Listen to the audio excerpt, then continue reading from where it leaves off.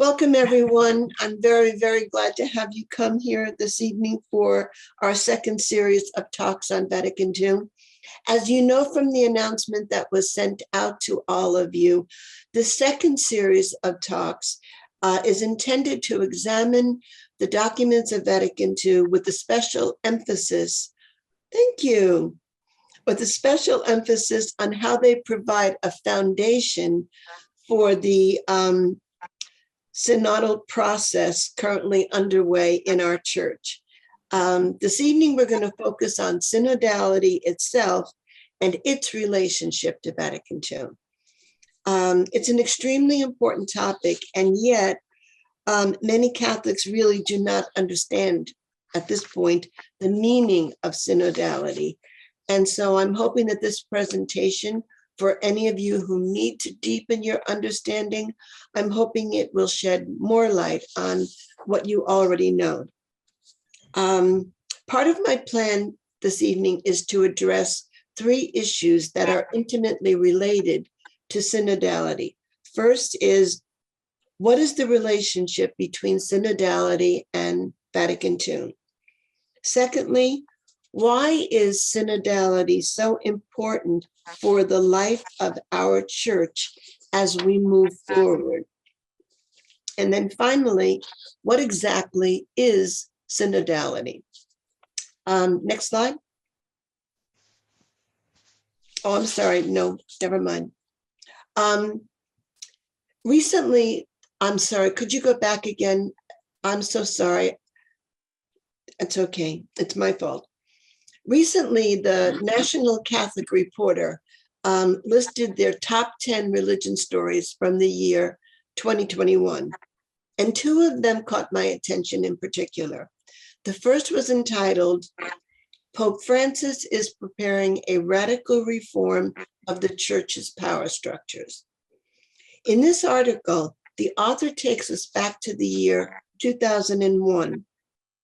Cardinal Jorge Bergoglio, now Pope Francis, attended a synod of bishops in Rome and did not like what he saw.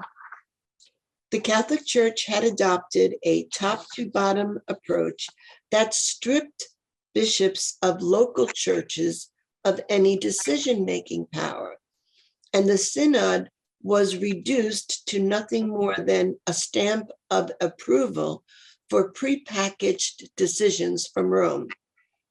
When Bergoglio emerged as Pope Francis in 2013, the synodal process was high on his list for reform. On October 9th of last year, you may recall, he inaugurated a 3-year process for the 2023 Synod, which will focus on the church across the world. It has been called the largest consultation exercise in human history. The preparation process for the 2023 Synod, with the theme "For a Synodal Church, Communion, Participation, and Mission," will have the potential to revolutionize the way decisions are made in the Catholic Church and promote a more decentralized structure of authority. The other article that struck me was entitled, "Francis, no concession to those who deny Vatican II teachings." On January 30th of this year, speaking to a group of catechists at the Vatican, Francis told them to consider the teachings of Vatican II as sacrosanct, saying that to be a Catholic, one must adhere to the reforms brought about by that landmark event. He went on to say, quote, "You can be with the church and therefore follow the council, or you cannot follow the council or interpret it in your own way as you want, and you are not with the church. The council is the magisterium of the church. On this point, we must be demanding, severe. The council cannot be negotiated," end quote. A quick point of clarification. The word magisterium, as used by Francis in that quote, is meant to mean official teaching of the Catholic Church. And when something is taught at that level, the faithful are expected to give their full assent to the teaching. As Massimo Fagioli, expert on Vatican II, has noted, Francis is appealing to Vatican II to open the way for a synodal church that was not quite born at Vatican II, but was theologically conceived there. Before looking more deeply at the meaning of synodality, I would like to read a poem by Leslie Dwight. It was sent to my congregation by one of our sisters, Kathleen Hebler, last year in the midst of the pandemic. I chose to include it because I think it sets the tone for my presentation. A synodal church is a new way of being church, and the poem highlights why now is the appropriate moment for that to occur. It was entitled, "What if 2020 isn't canceled?" And we could have the next slide. What if 2020 isn't canceled? What if 2020 is the year we've been waiting for? A year so uncomfortable, so painful, so raw, that it finally forces us to grow. A year that screams so loud, finally awakening us from our ignorant slumber. A year that we finally accept the need for change, declare change, work for change, become the change. A year we finally band together instead of pushing each other further apart. 2020 isn't canceled, but rather the most important year of them all. And each of us has a role to play in this moment. Becoming a synodal church will not be easy. It will involve many challenges. Pope Francis has acknowledged this fact. The day he launched the Synod, he asked, "Are we fearful?" Not the next slide yet, I'm sorry. "Are we fearful of the unknown? Do we prefer to take refuge in excuses such as, it's useless, or we've always done it that way?" He knows that a synodal model of church will require us to unlearn the way various groups in the church relate to each other. The preparation phase for the 2023 Synod is intended to inspire people to dream about the church we are called to be, to make our hopes flourish, to learn from one another, to build bridges, and to restore strength in our common mission. Next slide. But sadly, we are not well prepared for synodality. We have no tradition, at least in modern church models, of meaningful encounter and dialogue.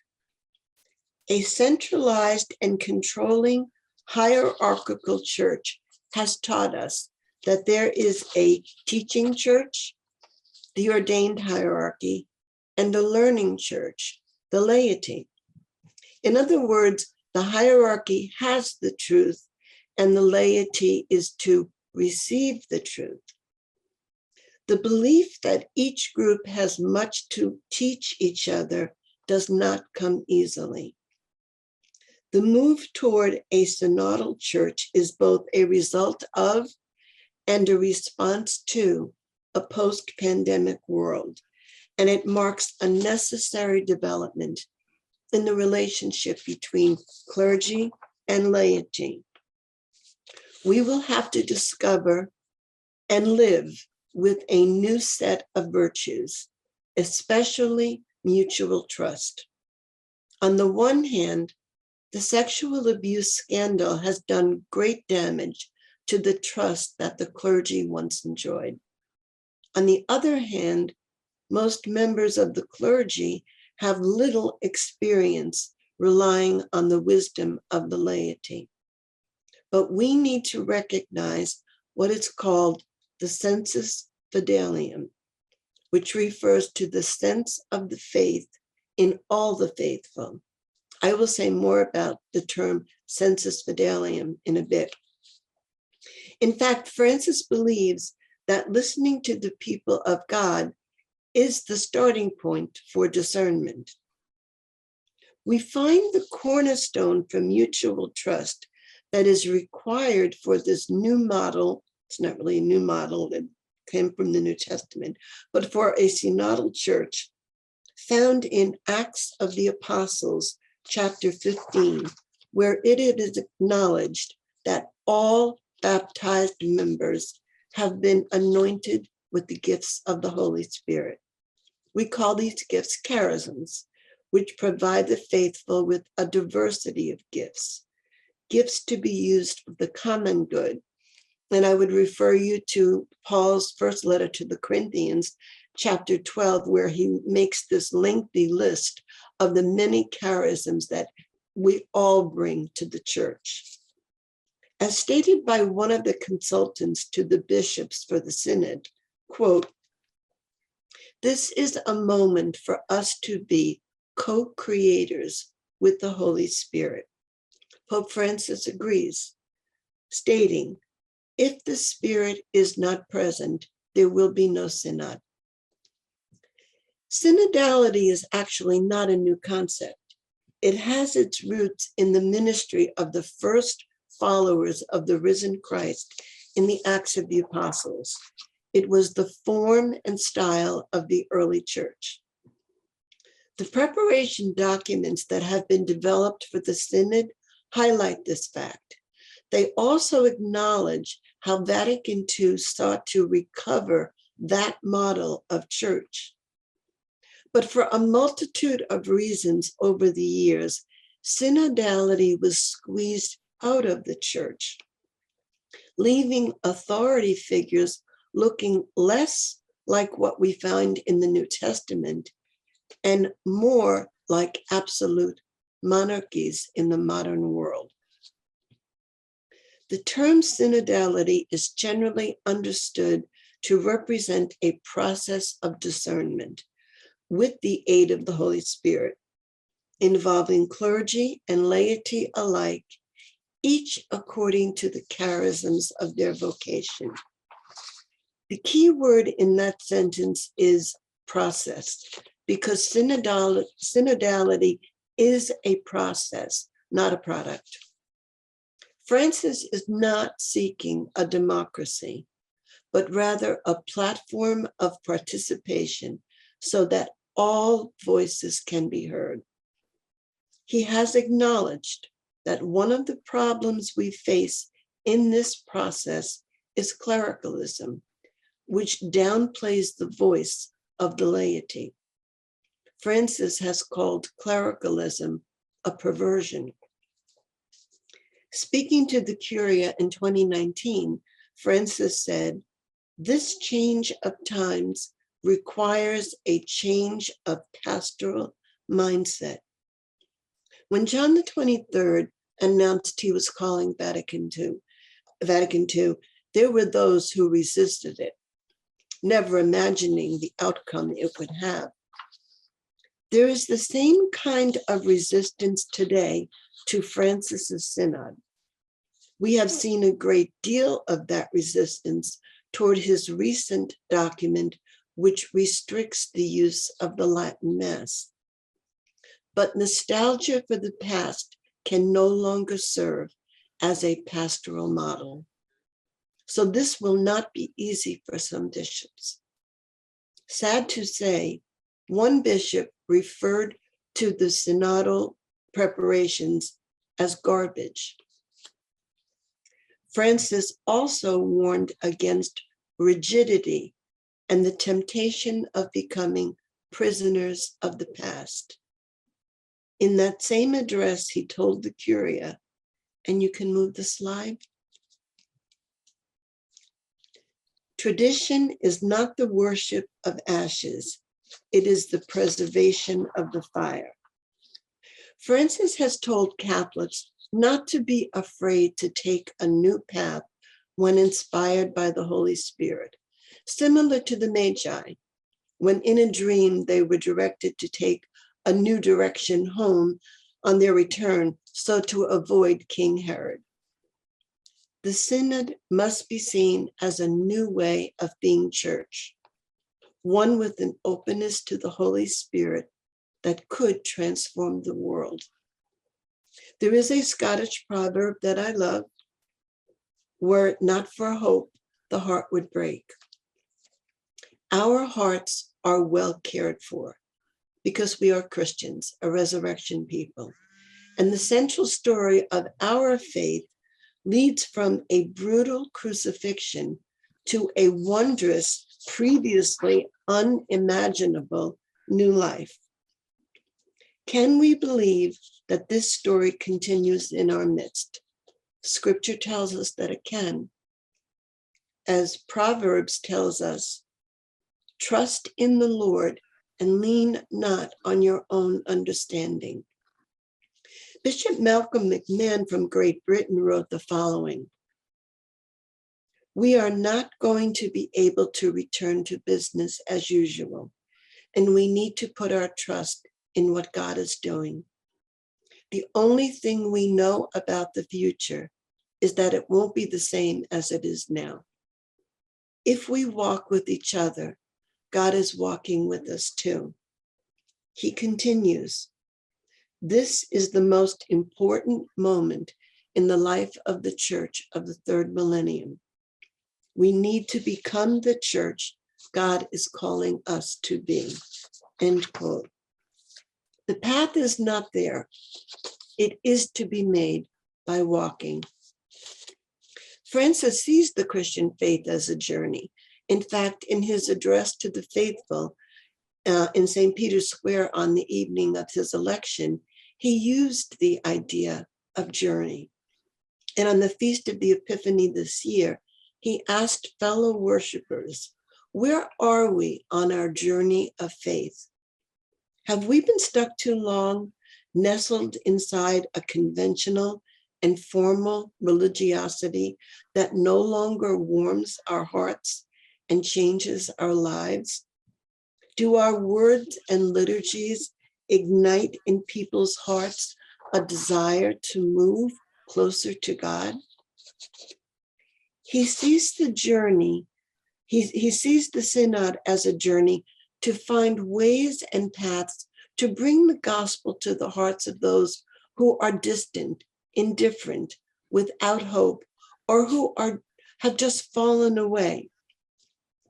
This journey is at the core of Francis's Synod. It has been described as the most ambitious project for church renewal since the Second Vatican Council. He is convinced that synodality is what God expects of the church of the third millennium, and each of us is called to be midwives in the birthing process. There is no prepackaged plan for us to follow, and this may be a concern for some. But we forget that for the earliest followers of Jesus, being surprised and overwhelmed by God was a way of life for them. You and I have the luxury of 2,000 years of hindsight. We know the story. We know it worked out all right. We know that the cross was not the end, but the beginning. Next slide. This was not the case for the first disciples. Think of Mary Magdalene.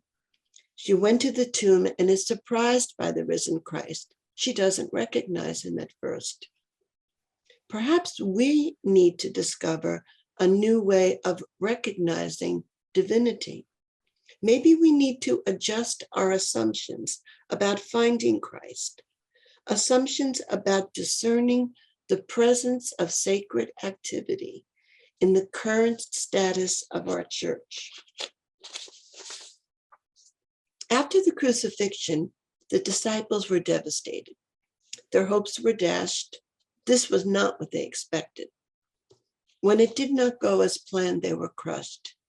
And they were convinced that the power and the presence of Yahweh could not possibly exist in the tragedy they witnessed in Jesus' death. But in a fraction of a second, their whole worlds changed. Leaving the tomb, they moved out into a new reality. And this transition would not be an easy one. They had no blueprint to follow. Up until this point, that point rather, their place of worship was a synagogue, not a church. Their stunning experience is meant to be ours as well. Perhaps it may entail leaving behind previous perceptions, maybe even misperceptions about what it means to be church. As Sister Joan Chittister has written, God is waiting for us to discover divinity where we never thought it would be. New slide.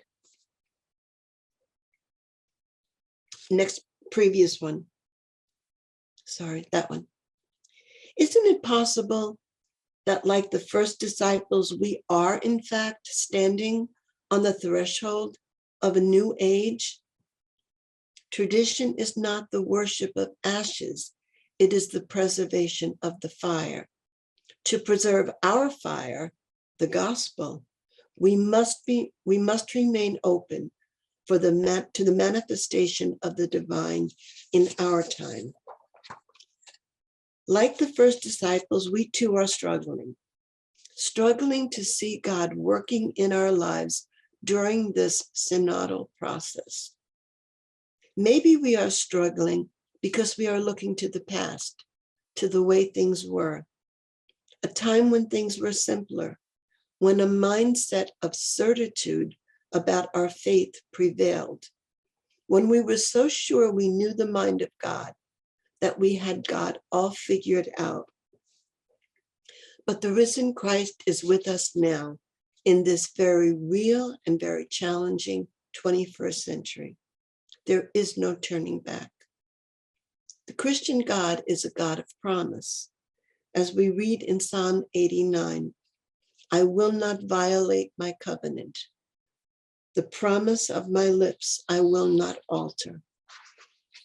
Pope Francis believes we need to bring about a missionary conversion which cannot leave things as they presently are.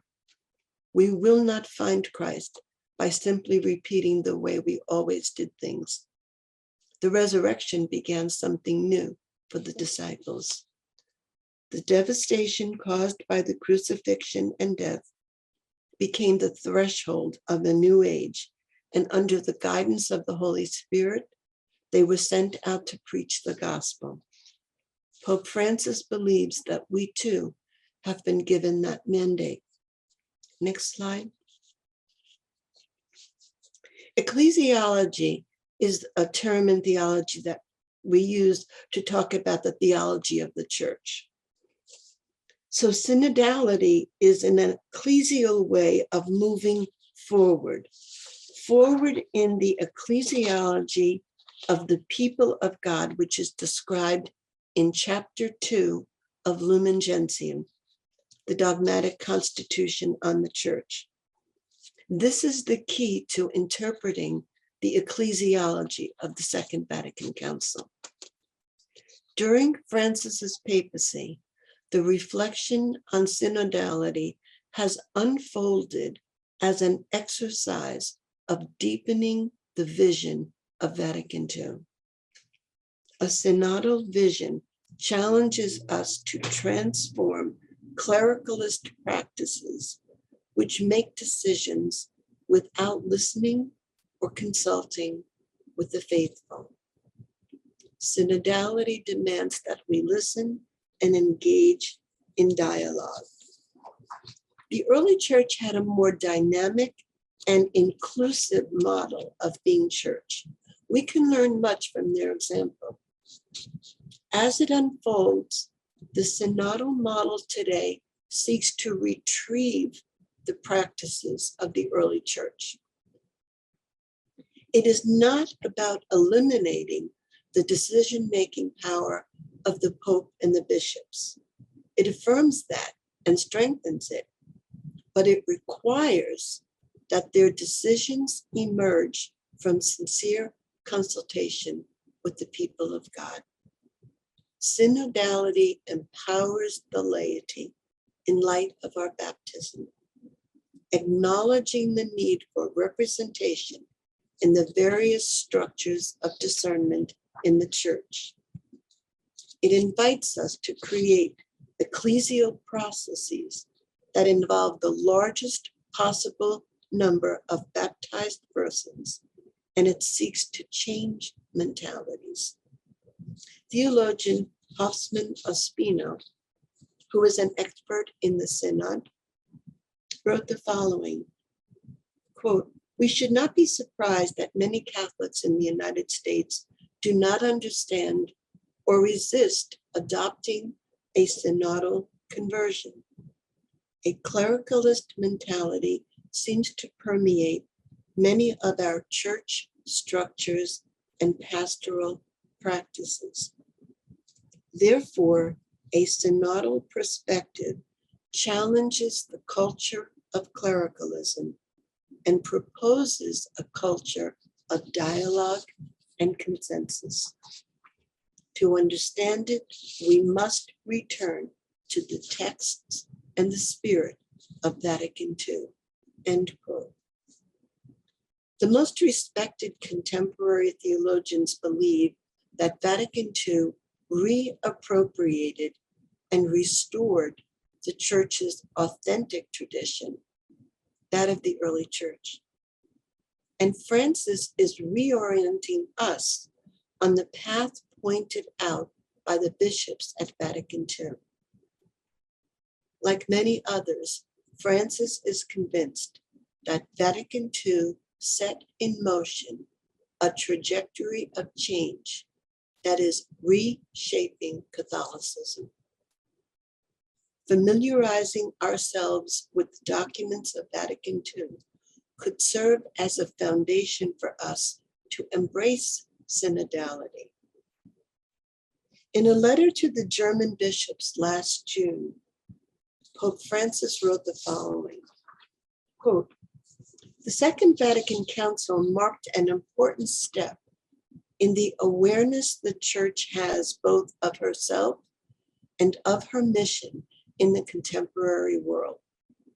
This journey, which began over 50 years ago, continues to spur us in its reception and development, and it has not yet come to an end, especially with regard to the synodality that must operate at the various levels of church life," end quote.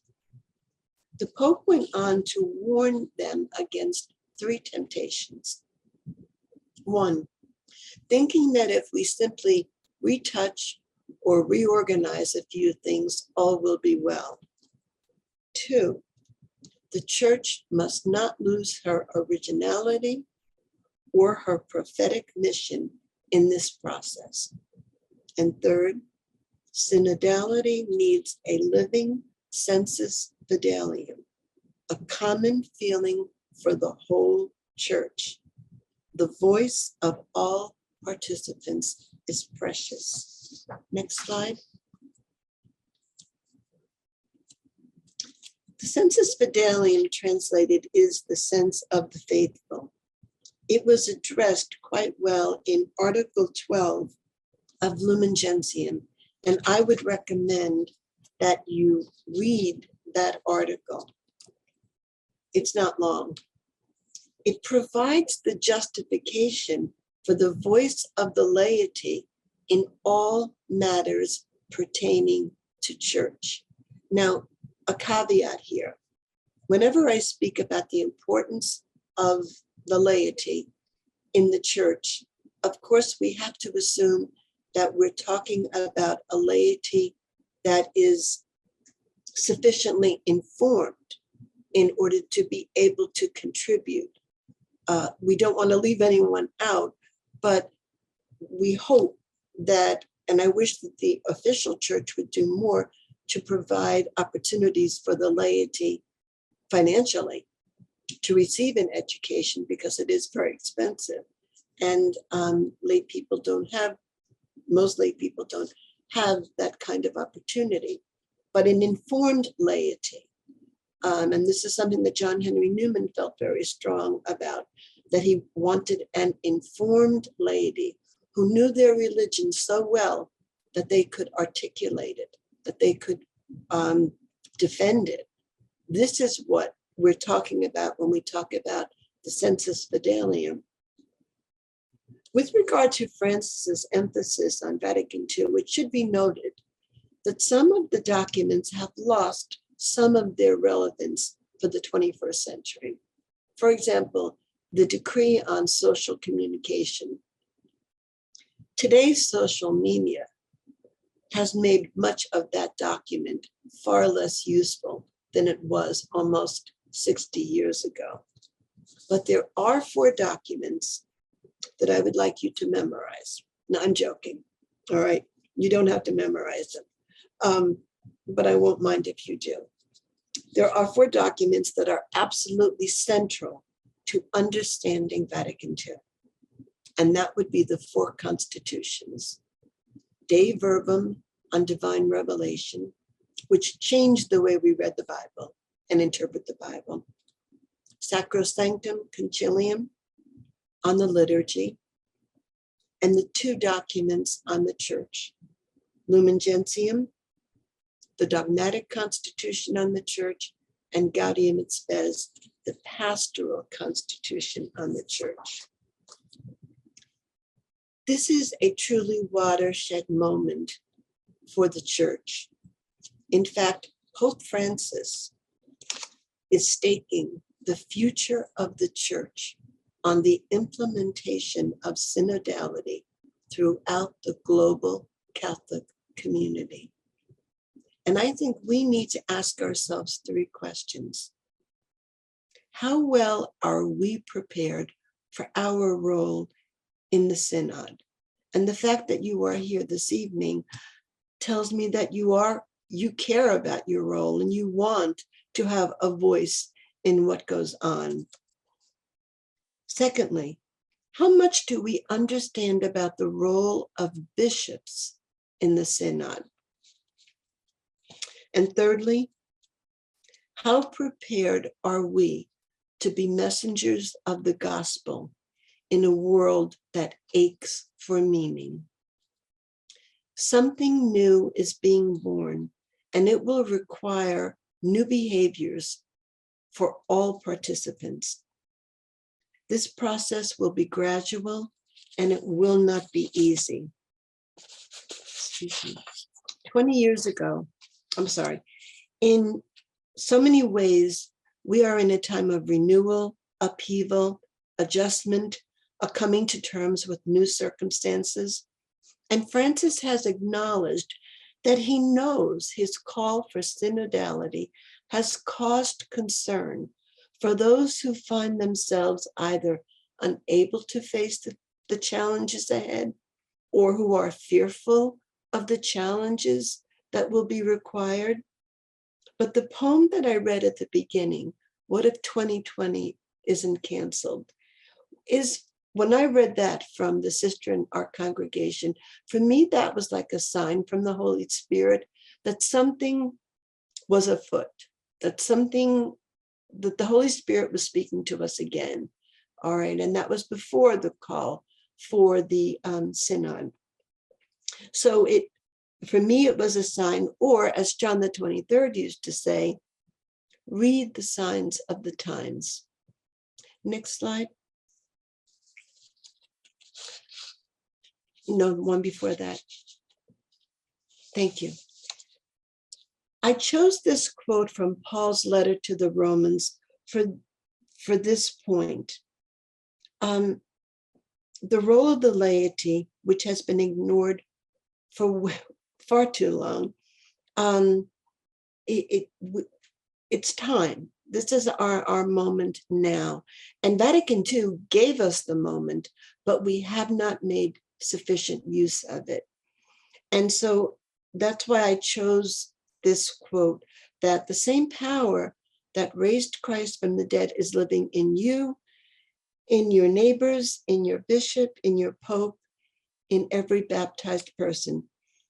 And the reason why we have a voice is because the very same Spirit who inspires a teaching of the hierarchy is the same Spirit who receives the teaching in the members. The Synod, the Spirit, cannot contradict itself. I'm sorry, no. Let me offer some closing thoughts before the last slide. 20 years ago, poet Ben Okri wrote a poem to usher in the new millennium. I believe some of the words from that poem apply to us today. Quote, "Never again will we stand on the threshold of a new age.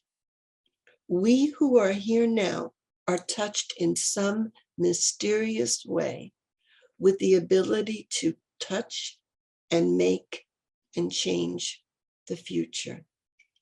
End quote. Granted, it can be daunting to believe in new life when we are so often surrounded by signs of death in the world around us. But we need to be witnesses to the resurrection, to the divine promise to make all things new.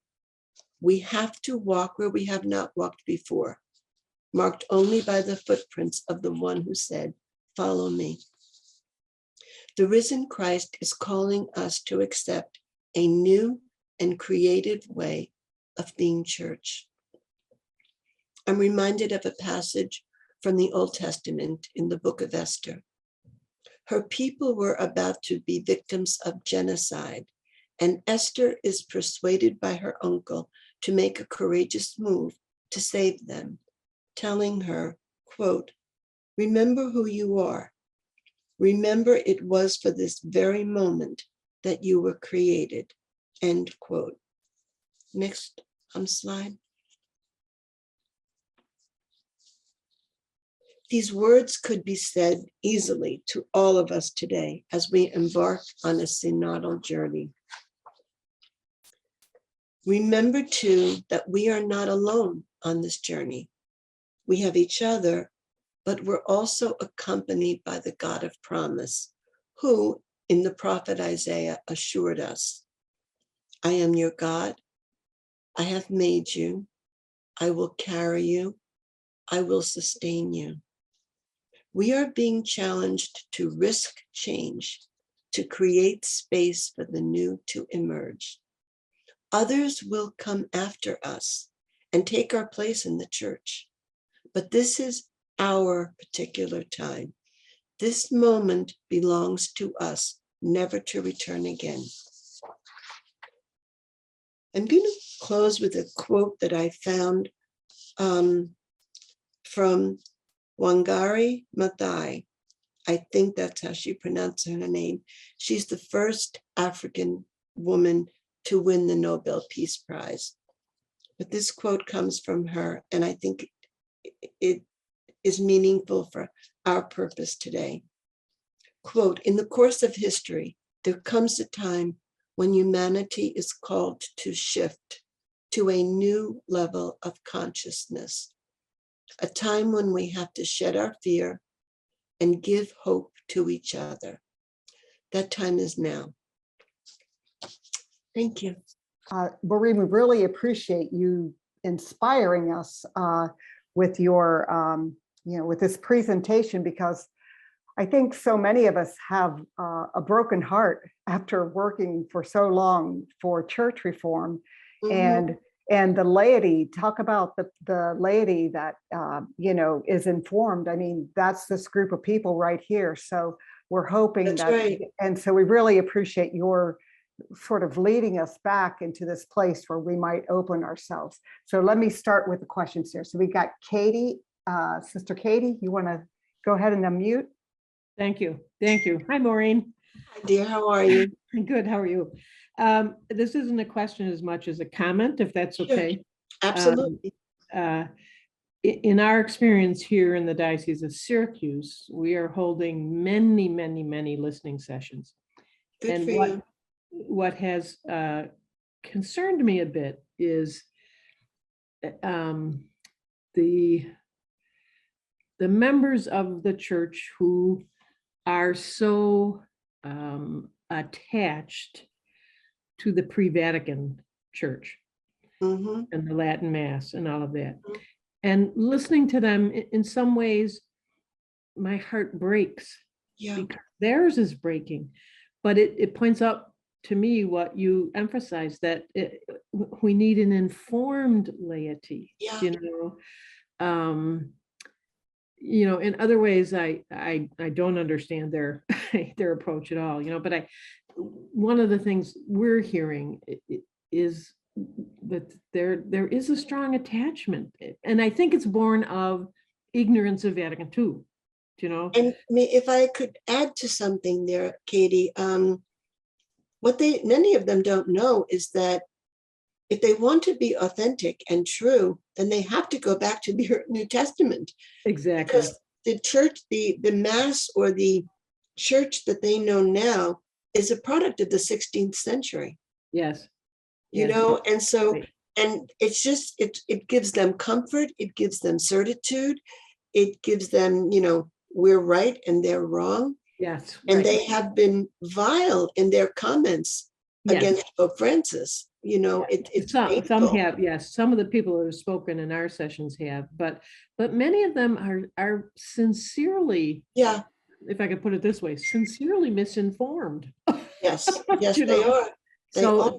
listening to tonight, it just reinforces for me that we need to educate the people about Absolutely. Vatican And I II. think that's what I meant when I said that Francis knows that he understands that this is going to be difficult. Yes. He didn't come out and say the Latin Mass people, but he knows, that Yeah.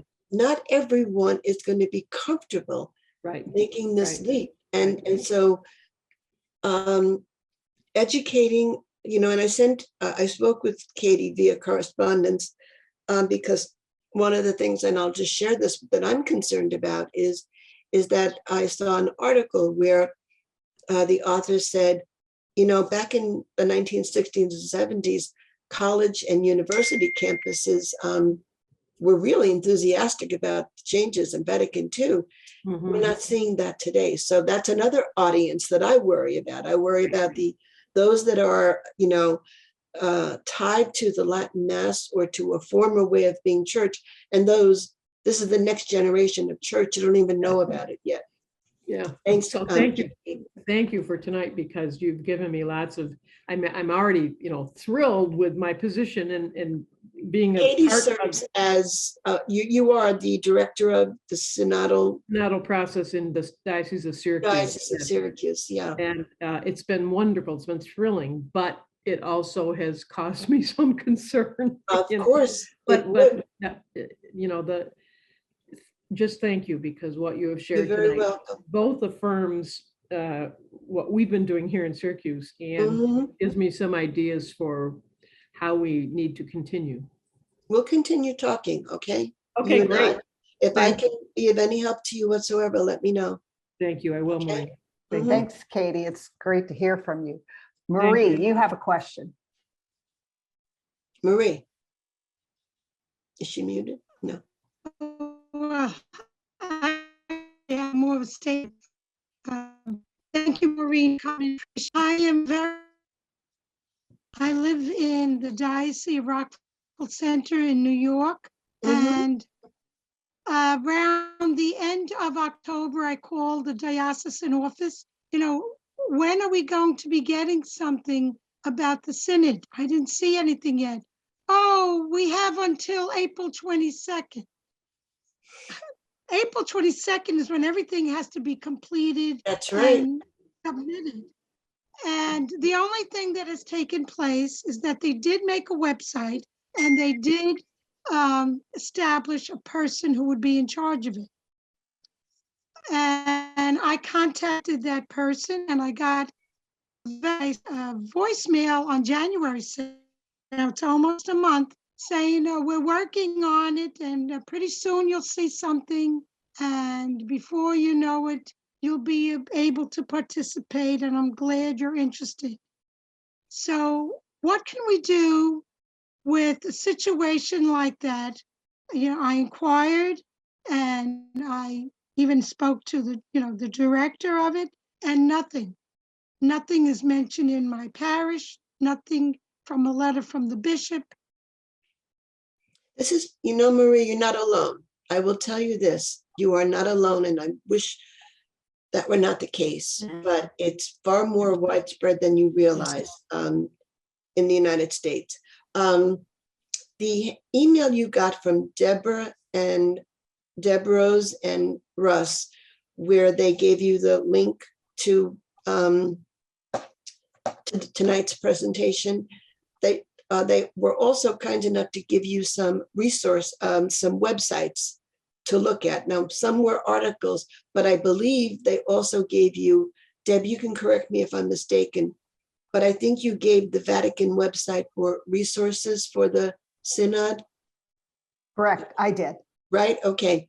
So there's a link on that page I think I have it somewhere, but I have a million papers on my desk right now, so we can send that out afterwards again. Yeah. Don't worry. Yeah. But the resources there, but the other thing is that you may write directly to the Vatican office that is doing the preparations for the Synod.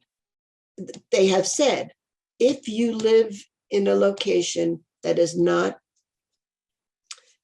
fostering an appreciation for the Synod, then send your concerns directly to our office.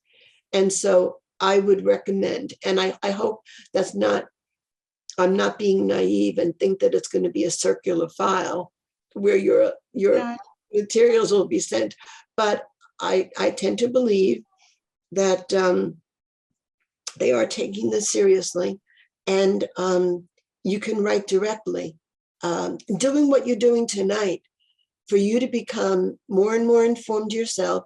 And then maybe there are people in your parish, maybe there are friends of yours. It is going to be, Pope Francis understands this. He said, starting with the needs of the people is the beginning point of our discernment process.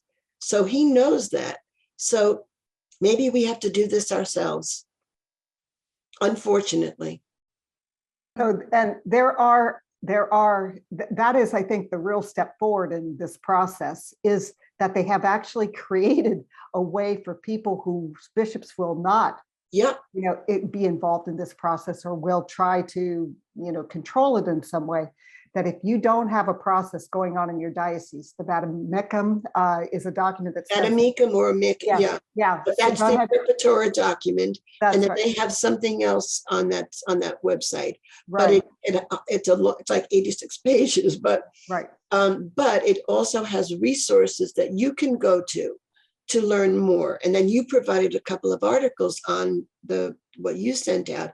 But I think they're serious about, if your diocese or your parish is not feeding you the information you need, write to us directly, and that will be your voice. Now, see, I think the real test, and I'm not going to get this, but I wish I could.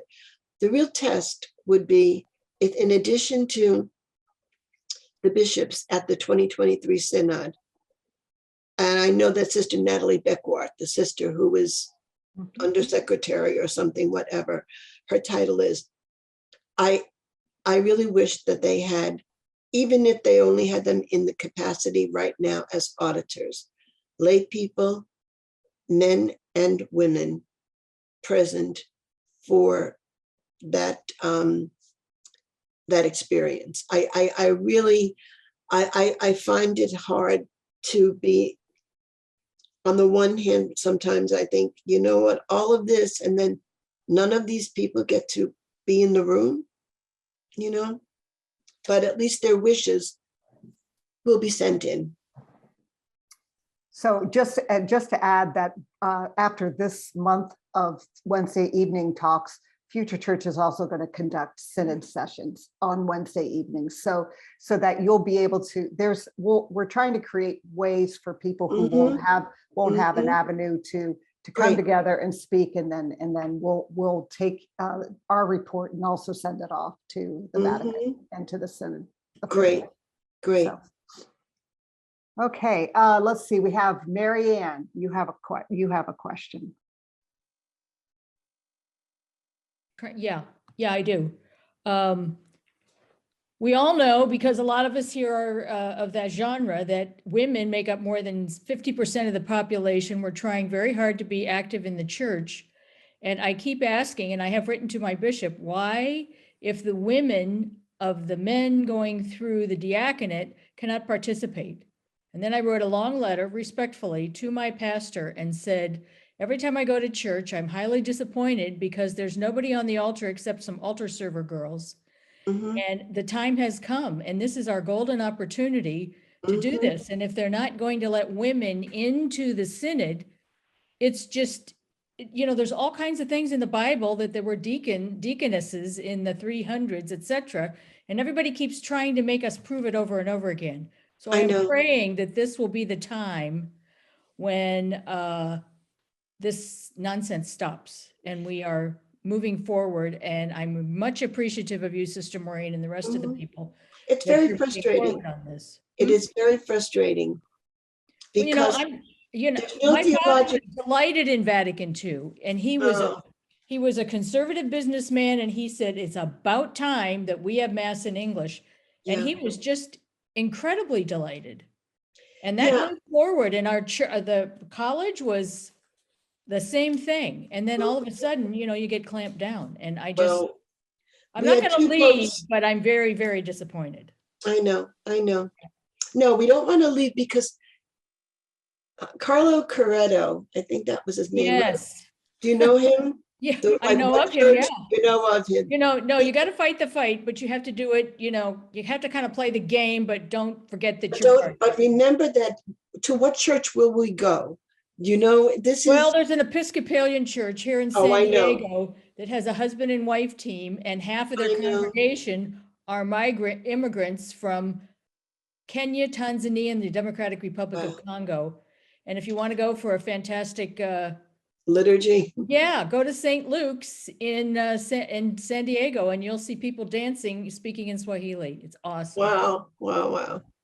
So I go and I support them, and it just, they have it. So why can't we have it? We're all of the same belief in this God that has many names. So let's just exactly. Thank you, Lynette. I appreciate it. Thank you very much. And just to say that there will be, there always are auditors lay auditors that go to the synods, those synod meetings. Now, they're not in the majority by any stretch of the imagination, but there always are male and female auditors. So James, you have a question.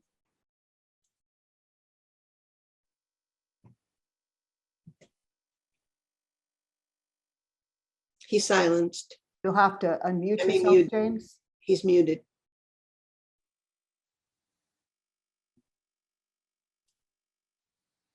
Can you unmute yourself? There I go. There you go. I'm a technological whatever.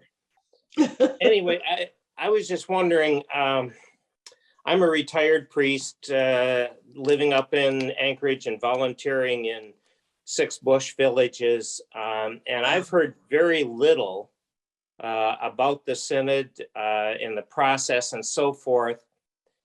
And if everything goes through the diocese up the chain of command and gets filtered, I mean, the Pope can't hear 10 million voices or, 100 million voices. So it has to get filtered.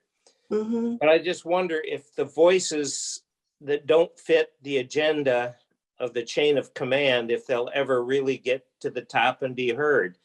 Are you optimistic, pessimistic? Is there hope? Or I've heard very little about the synod here.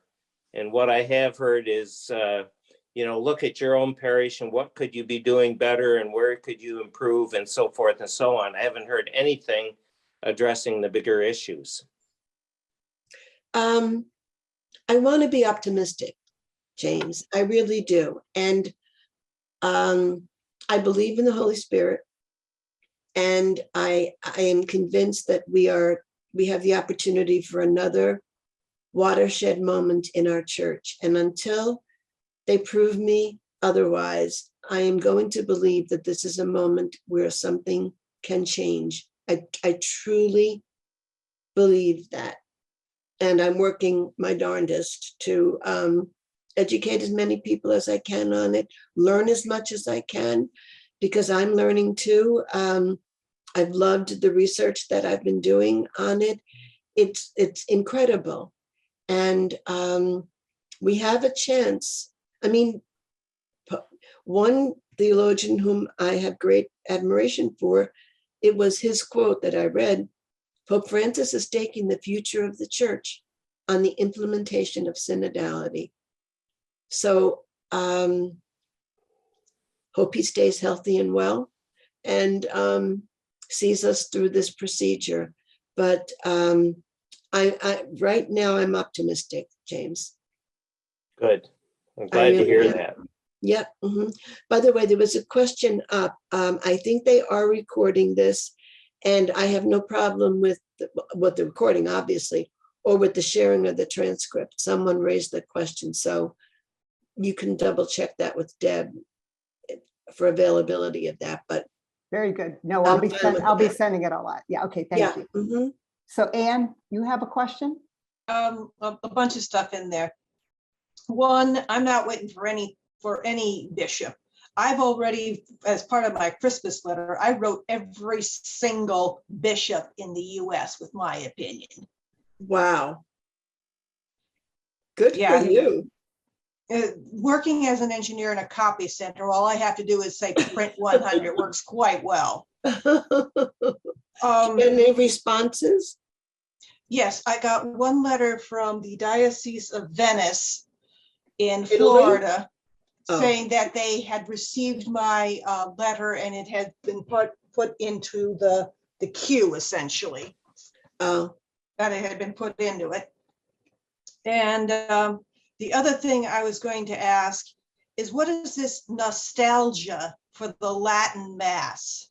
I am as old as Vatican II. I'm old enough to be a grandmother. Who's left to still be nostalgic for the Latin Mass? When I was out picketing the Bishops' Conference, they had the big lit up advertising van cruising around the hotel. Save the traditional Latin Mass. I flagged the driver down. I told him, and I was repeating this same statement to the bishops anytime I could catch them in an elevator, because that was the sole access that we had. I don't care if the Mass is in Klingon, as long as it's safe to set foot in the door. And where do you get that thing that you can go send in directly to the Vatican? Because that'll be next. And I've written both, and I have already written both popes too. If I wasn't responsible for Benedict resigning, it wasn't for a lack of trying. Because I wrote and I told it exactly what I thought of it. Yeah, well, we also had that period of two papacies that were less than enthusiastic about Vatican II, and so we had a lapse in the educational system of passing it on to a new generation.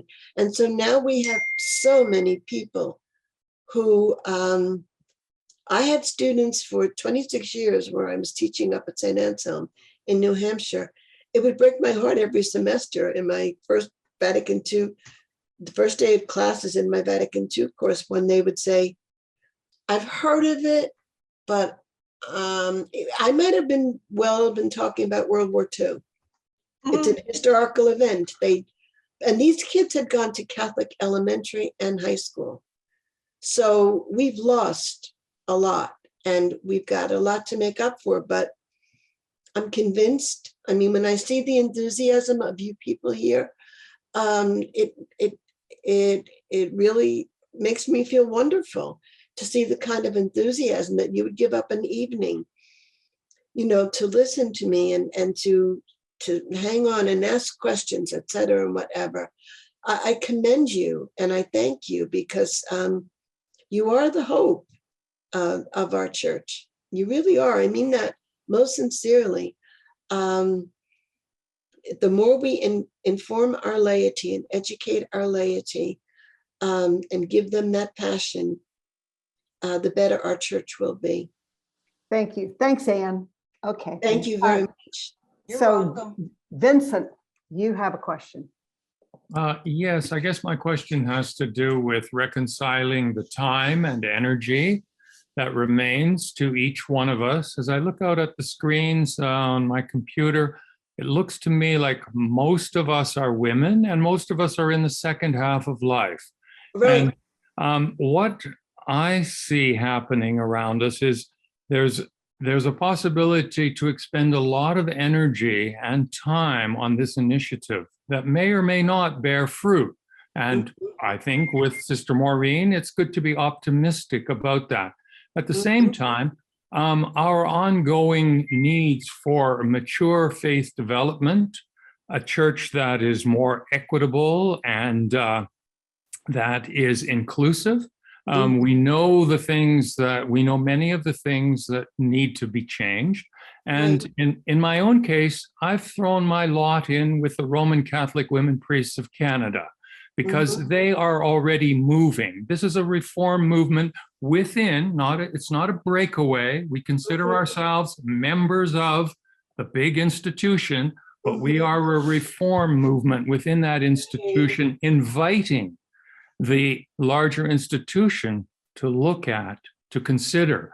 And at the same time, we continue walking the path of inclusive liturgies, of a faith based on a mature approach to things, not a kind of a theology of obedience and obeisance. And so I think many of us say we only have so much time to devote to something like synodal discussions. We've had ours. We've had 6 different meetings. We are preparing our final submission to it, but we're skeptical. There's a certain amount of skepticism and impatience. So how do we reconcile what we need to be doing with this initiative and what we need to be doing for our continuing spiritual and faith needs?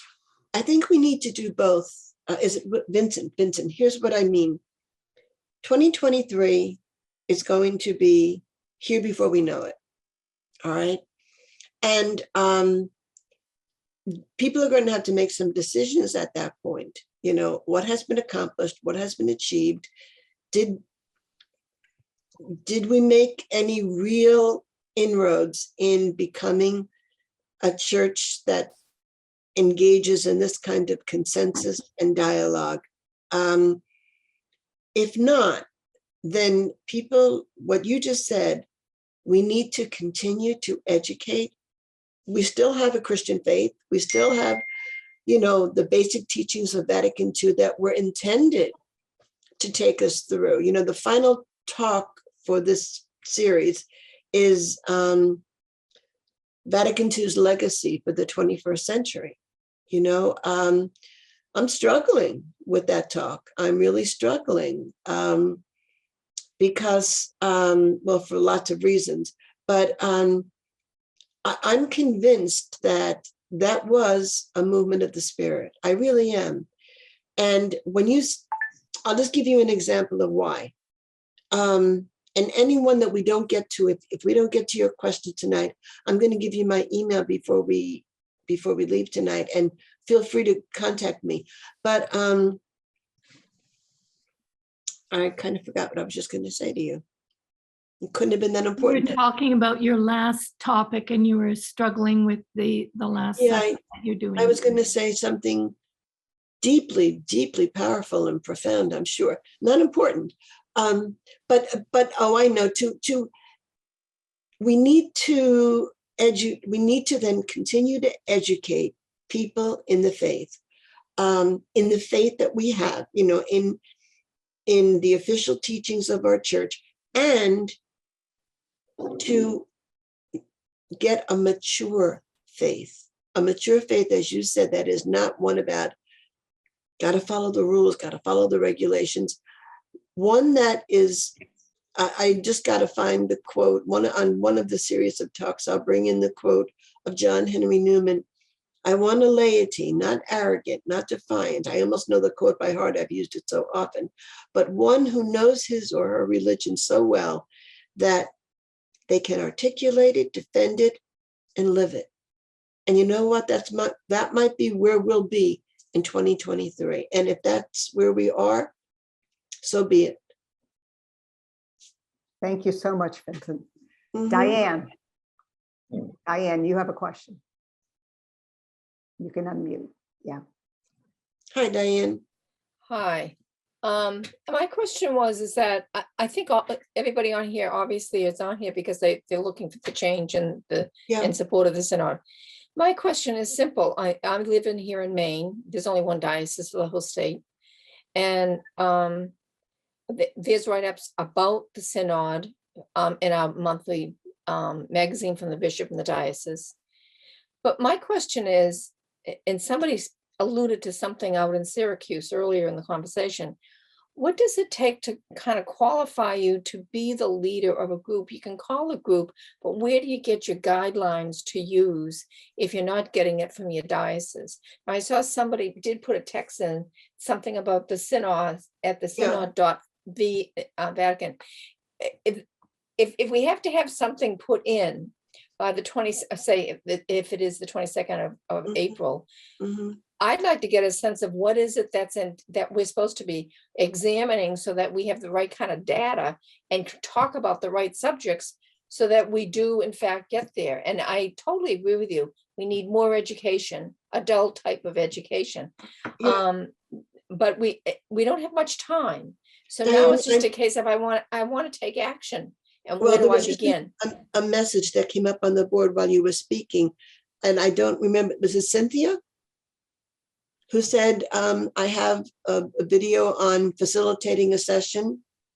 That's me, Sister Maureen. Who's It's that? Kathy Harmon Christian.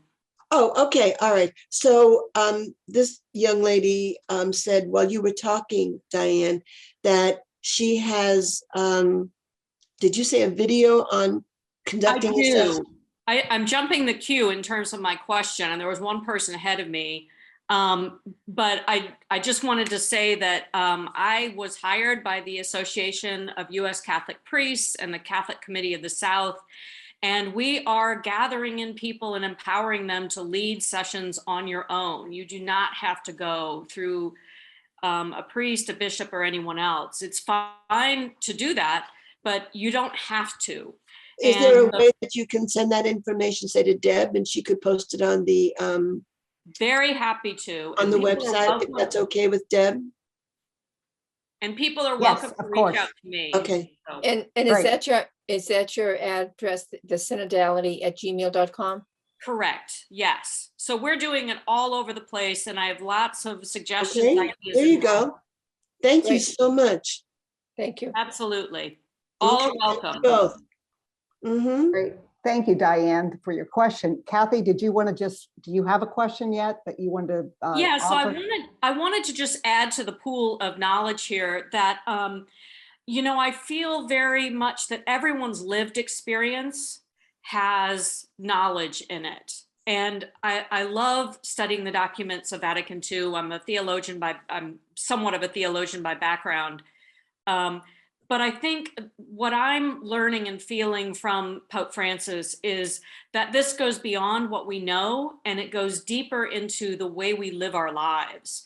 How has the church been with us in our lives or not? And what do we dream church can be? And so really everybody, wherever they are right now, with or without a lot of education in the background, please come out and share your voice. Please feel empowered to do that. And I've led so many sessions right now that are very small sessions, maybe one person, maybe two, maybe four, and it changes your life. Just the experience of doing it, irrespective of where the information goes or whatever happens, you become church with the people that you have these listening sessions with. That's a good way of putting it. And it's just so it's so life-giving. So I hope everybody can have that experience. Well, they know who to go to. Great. Thanks, Kathy. Mary, you have a question? Which Mary? Mary Factor. Oh, yes, I think mine has been answered. I want to give other people a chance. Thank you. Okay, Thank very you, good. Mary. Thank you. Rita, you want to ask a question? Oh, yes, thanks so much.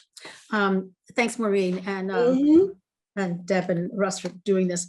I have a question, and then I have a response also. When people asked, is it worth spending the time on this?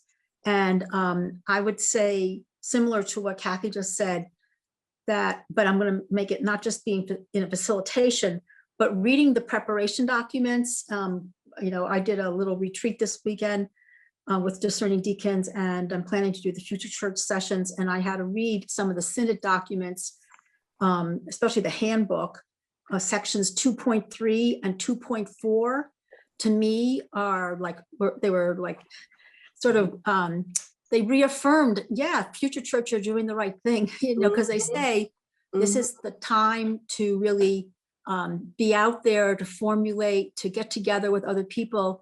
But what really is transforming me is this the constant drumbeat that I heard in, like, Bishop Caggiano of Bridgeport did an interview with the Jesuitical podcast, I think it was. And then the bishop in I always get, it's a very poor city in New Jersey. He did a really nice write-up, and they talked about the sacredness of listening and their commitment as bishops to learn the sacred gift of listening. And so just experiencing that, hearing a bishop say that he had to go through different iterations and he doesn't think it's there. So that's just, and then also like saying that the Pope, yes, it's Camden, New Jersey, thank you. I guess, so I feel like I'm being sort of transformed myself, and I haven't even been in a facilitation yet. And I saw Kathy's video because the AUSCP sent it out.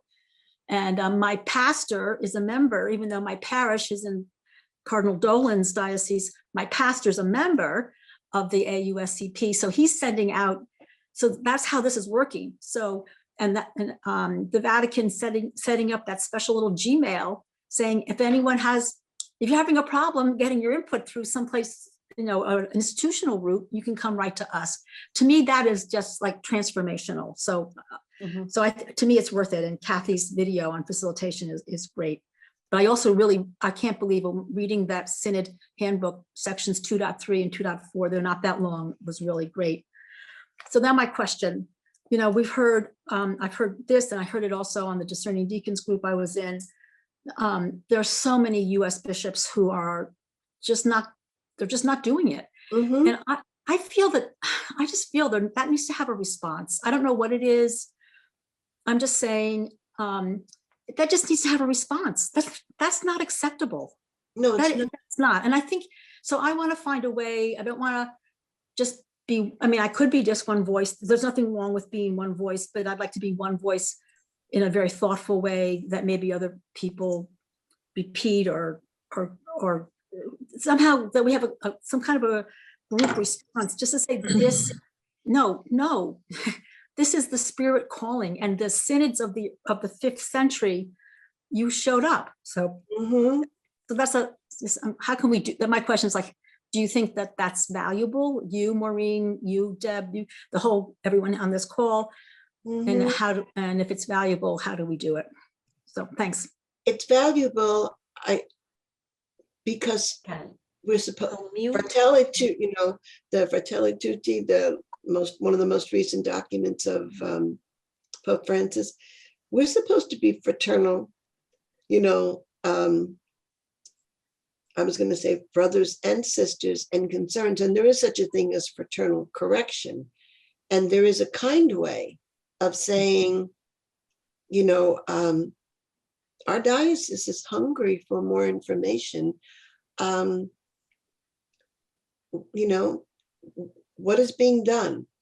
We don't have to be strident, in our response when they're not doing, but we can call them to, Jesus did it, Jesus made demands on people, but, we're not Jesus, but, we can call them and ask, when can I expect the first meeting? There are ways of pushing, in a gentle and ever gentle way. My style is not aggression, because I'm not good at it. But I know what you're saying. It's almost like they're getting away with doing absolutely nothing. Well, when I read that the one bishop said it was garbage, I thought, this is it, I'm done. I really had to stop researching that day and just take a break, because that was just that. I try to be optimistic and encouraging and encouraged, but that's tough when you reach that point. Thanks so much. FutureChurch does have a letter to download and send to your bishop, but I think, Rita, you're talking about a more comprehensive response, maybe something. But I guess that's something to consider. But there's a lot of work just to do in the positive, in terms of just getting our voices out there and sending them off to Sister Natalie and those people at the Synod who I definitely know will be receptive to our voices. Folks, I want to just take one more question, and then I'm really sorry because there's so many good questions here and really important things to discuss. But if you will send out Maureen's email so that you can, and maybe we can even take up some of this next week, because we're coming back next Wednesday at 7, and I do apologize again for the inconvenience and the technical glitch, but we'll fix it all and it'll all be good. Okay. Next week. But anyway, so Ellen, if you want to you're the next one on the list, and if you can just quickly give us your question or comment, and then we're gonna call it a night. You'll have to unmute yourself. Yeah, there you go. Unmute. Yes, to John's question, the answer is yes. Okay. Okay, Ellen, let's see here. Mute. There. Oops, you just muted again. I can't hear you. So sorry about that. She's having trouble unmuting. Yeah. Having trouble unmuting. There you go. There you go. Okay, am I good? Don't touch anything. Yeah. This has been great. Thank you, Maureen. Thank everyone for your comment. And this is like an image that came to me because, Maureen, you were talking about how crushed the disciples were when Jesus was crucified. And of course, that road to Emmaus is such a powerful story of how their eyes and their hearts were burning. And it seems to me that's where we're at. We're on this road to Emmaus, a road to synodality that really has got our hearts on fire. There have been things happening in our own diocese where the young priests coming out of the seminary are really young priests that know all the stuff pre-Vatican and have just lost the message of Vatican II. I believe it's a thing about the seminary myself.